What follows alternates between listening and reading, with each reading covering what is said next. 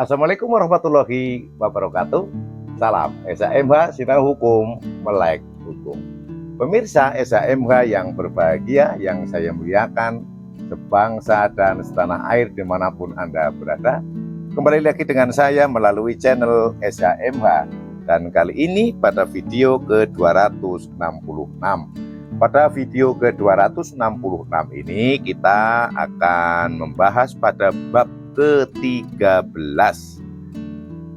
Undang-Undang Nomor 1 Tahun 2023 atau KUHP baru yang akan berlaku mulai nanti di 2026, tepatnya tanggal 2 Januari 2026.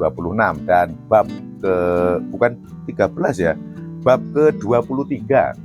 Bab ke-23 ini mengatur tentang tindak pidana mengakibatkan mati atau luka karena kealpaannya. Berbicara tentang kealpaannya, itu bisa diterangkan juga secara hukum itu karena kelalaiannya. Sesuatu yang tidak disengaja, alpa lale, sesuatu yang tidak diharapkan. Sesuatu yang tidak diharapkan namun terjadi, orang luka atau orang mati. Nah, terjadinya orang luka, orang mati harus dipahami bahwa si pelaku atau orang yang melakukan sesuatu yang mengakibatkan orang luka atau mati itu harus paham betul bahwa pekerjaan yang dilakukan itu adalah harus dengan SOP yang ketat, bahasa saya. Harus paham betul keamanan, keselamatannya. Harus hati-hati betul. Nah, untuk memudahkan penjelasan ini, maka akan saya sampaikan pasal 474 KUHP baru yang berbunyi ayat 1. Setiap orang karena kealpaannya mengakibatkan orang lain luka, sehingga timbul penyakit atau halangan menjalankan jabatan, mata pencaharian, atau profesi selama waktu tertentu, dipidana dengan penjara paling lama 1 tahun atau pidana denda paling banyak kategori 2. Kategori 2 ini berarti maksimal 10 juta rupiah. Bahwa memang di dalam ayat 1 atau di dalam pasal 474 KUHP baru ini tidak memberikan rumusan mengenai pengertian kealpaan. Namun demikian, pada umumnya bahwa pengertian kealpaan menunjukkan bahwa pelaku tidak menghendaki terjadinya akibat dari perbuatannya, yaitu perbuatan seperti saya sampaikan di depan tadi, baik akibat mati ataupun luka. Namun dalam hal-hal konkret ya, cukup sulit untuk menentukan perbuatan tersebut itu masuk atau disebut dengan kealpaan.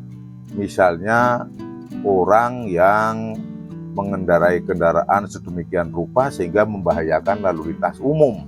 Contohnya dengan siksak dan sebagainya, itu kan banyak anak-anak ini. Akhirnya anak-anak yang siksak motor atau nyupir yang ke kanan ke kiri ya siksa kan sebutannya. Nah, itu nabrak lah.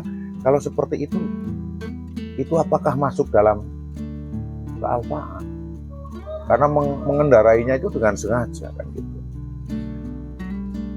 Maka adanya faktor-faktor kesulitan untuk mendefinisikan di dalam KUHP sebagaimana sudah saya sampaikan di atas, maka agar atau kasus-kasus semacam ini diserahkan dalam praktek yang nantinya hakim yang menentukan, oh ini masuk dalam kategori kesengajaan, ini masuk dalam kategori kealpaan, sehingga tidak didefinisikan khusus di dalam KUHP baru, atau KUHP baru tidak mendefinisikan bahwa kealpaan bla bla bla bla bla bla secara harga mati itu tidak. Ayat 2.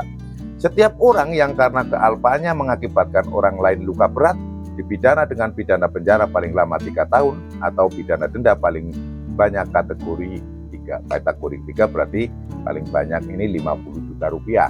Ini ayat 2-nya. Kemudian untuk ayat 3, setiap orang yang karena kealpaan mengakibatkan matinya orang lain dipidana dengan pidana penjara paling lama 5 tahun atau pidana denda paling banyak kategori 5. Kategori 5 ini berarti 500 juta rupiah. Oke, kita bahas terkait kembali lagi saya akan sampaikan ilustrasi-ilustrasi untuk memahami apakah itu kealpaan.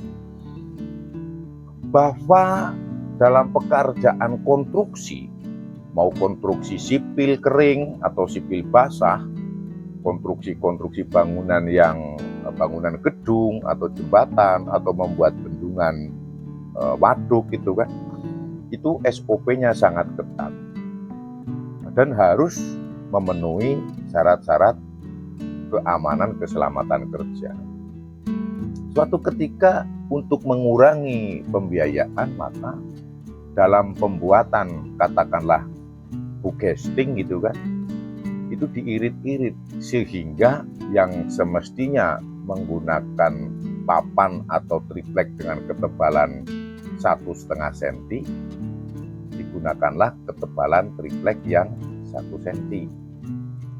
Kemudian untuk ngecor, karena ketebalannya dikurangi dan ini tidak sesuai dengan spek atau dengan persyaratan dalam perencanaan yang dibuat oleh konsultan perencana untuk menahan kekuatan bahan beton yang sesuai dengan speknya itu 1,5 cm.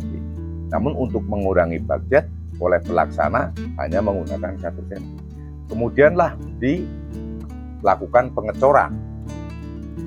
Ready mix masuk. Setelah ready mix masuk ini jebol. Triplek bukesting ini jebol. Setelah jebol jatuh ke bawah menimpa tenaga kerja.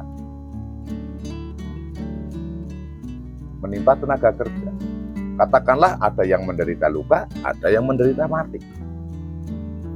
Pertanyaannya, apakah yang seperti ini karena kesengajaan? Kalau kesengajaan berarti masuk dalam kategori penganiayaan. Kalau ini kelalaian, kealpaan masuk ke pasal 474 KUHP. Coba kalau yang seperti ini. Ini karena kelalaian atau karena kesengajaan? Jelas nih. 1,5 cm diganti dengan triplek atau papan yang hanya tebal 1 cm. Jelas sengaja.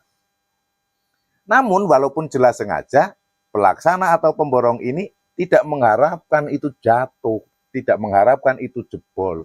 Apalagi jebolnya itu ready mix, cor-coran itu, cairan cor, semen, batu, pasir itu jatuh ke bawah, menimpa karyawan, menimpa pekerja. Mengakibatkan 1 luka, 1 mati. Ya. Apakah yang seperti ini masuk kealpaan atau masuk kesengajaan? Nah, dalam praktek bisa saja untuk pasal-pasalnya penganiayaan subsidiar 474 KUHP baru atau subsidiar karena kelalaiannya mengakibatkan mati atau mengakibatkan luka. Itu yang mati atau luka. Kemudian karena kealpaannya sehingga menimbulkan penyakit. Nah, bahwa kita sudah tidak asing dengan, kalau bahasa saya untuk mudah, PDAM, yaitu perusahaan daerah air minum. Dibutuhkan oleh seluruhnya. Saya yang di gunung pun juga ada ngambilnya air untuk kebutuhan mandi dan mencuci itu dari PDAM. Tapi kalau untuk masak saya beda, saya memang beli air yang untuk dimasak. Untuk konsumsi beda. Ayam jago lagi berbunyi ya Pak. Sebelum ke masalah air, ini memang saya rumah saya di tebing ini ya, di gunung, di perbukitan menoreh di Kulon Progo, dan tebing di belakang saya udah jurang ini. Jadi hiburannya ayam berkokok, tupai lewat gitu kan, burung-burung berbunyi kalau pagi, siang, sore gitu kan. Banyak ini. Suasana cukup adem, pemandangannya cukup sejuk di perbukitan menoreh ini. Dan rumah saya terpencil ya, ini sendiri pojok sana, tetangga udah nggak ada, itu jauh, dan ini belakang udah hutan. Ini menyepi, mandito kalau bahasa Jawanya, mandito, udah tua mandito untuk tempat yang sepi. Kembali lagi ke masalah PDAM, bahwa air yang untuk disalurkan ke PDAM itu melalui banyak proses.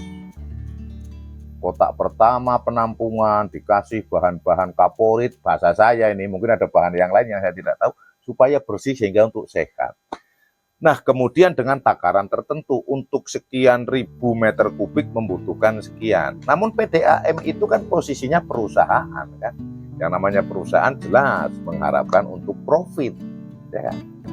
Maka karena untuk profit dikurangilah bahan-bahan itu. Bahan-bahan dikurangi sehingga operasional, bahasa saya, biaya produksi dikurangi, biaya dari konsumen pembayarannya tetap. Maka untuk mendapatkan profit. Namun karena posisinya tidak higienis, masih banyak bakteri, akhirnya timbul penyakit. Contohnya gatal-gatal, kadas, kurap, dan sebagainya, atau mungkin alergi-alergi yang lain karena airnya tidak bersih, airnya tidak sehat. Nah, kalau kejadian seperti ini menimbulkan penyakit, kan? Apakah itu masuk ke lalaian ataukah masuk ke sengajaan? Masuk penganiayaan menimbulkan penyakit atau masuk ke pasal 474 menimbulkan penyakit namun karena unsur kealpaan atau kelalaian. Saya akan mencontohkan yang sedikit berbeda dari buku-buku atau dari pakar-pakar hukum yang lain. Kalau pakar-pakar hukum yang lain pasti rata-rata mencontohkannya, termasuk KUHP baru ini juga mencontohkannya seorang yang sedang mengendarai kendaraan. Dari zaman Bahola itu contohnya seperti itu. Kalau berbicara kelalaian atau kealpaan itu mesti rata-rata mengambil contohnya mengemudikan kendaraan. Mau bermotor, mau roda 2 atau roda 6 atau roda 4. Rata-rata kelalaian seperti itu. Tapi saya mengambil ilustrasi yang berbeda. Satu kontraktor tadi yang pasang boots casting semestinya 1,5 senti menjadi 1 senti, dan kemudian PDAM untuk menimbulkan penyakit. Ya sedikit beda lah SHMH daripada pakar-pakar yang lain. Mohon maaf. Kan? Kemudian, nah ini kalau yang ayat 2, setiap orang karena kealpaannya mengakibatkan orang lain luka berat. Luka berat sudah sering saya sampaikan adalah luka yang tidak bisa sembuh secara sempurna, atau dia tidak sadar selama 4 minggu dan dia tidak dapat melakukan profesi atau kegiatannya. Itu disebut luka berat, termasuk rusaknya organ reproduksi. Ini penjaranya ditambah ini kalau mengakibatkan luka berat menjadi 3 tahun atau pidana denda paling banyak kategori 5. Kalau yang mengakibatkan mati, pidana penjaranya ditambah lagi lebih banyak, paling lama 5 tahun atau pidana denda paling banyak kategori 5. Jadi selain menimbulkan orang lain luka, di sini juga menimbulkan penyakit atau halangan menjalankan jabatan atau mata pencaharian. Jabatan ya misalnya guru, kepala sekolah, karena jabatannya kena gatel-gatel, akhirnya kan selain penyakit dia tidak harus libur. Sekolahnya tidak bisa dipimpin oleh ibu atau bapak kepala sekolah. Kemudian habis mata pencahariannya atau profesinya selama waktu tertentu, atau kejatuhan redimik berat sekali itu. Kalau sampai 1 meter kubik itu kalau dikonvensi itu bisa sekitar 1,5 ton itu beratnya. Jadi kalau 1 kubik jatuh menimpa orang berarti dia kejatuhan 1,5 ton, beban 1,5 ton. Jelas profesinya dia sebagai pekerja kontraktor atau mungkin dia sebagai mandor atau apa, jelas terhalang profesinya, dan itu dipidana karena kelalaian. Namun sekali lagi, berbicara kelalaian tidak didefinisikan secara khusus oleh KUHP baru, namun diserahkan kepada praktek untuk menilai. Maka dari itu, untuk pasal-pasal ini alangkah lebih tepatnya, apabila ada kasus maka dikenakan pasal penganiayaan, kemudian baru disubsidiarkan dengan pasal 474 KUHP baru, mengakibatkan mati atau luka karena kealpaan. Demikian yang bisa saya sampaikan kepada seluruh pemirsa SHMH. Apabila ada salah dalam saya menyampaikan atau kata-kata yang saya sampaikan keliru, mohon dimaafkan dan dimaklumi. Terima kasih bagi yang sudah subscribe, dan bagi yang belum, dimohon sangat untuk subscribe, untuk mendukung dan memberikan motivasi kepada saya selaku pengelola SHMH. Sinau Hukum, Melek Hukum, Wassalamualaikum warahmatullahi wabarakatuh. Terima kasih.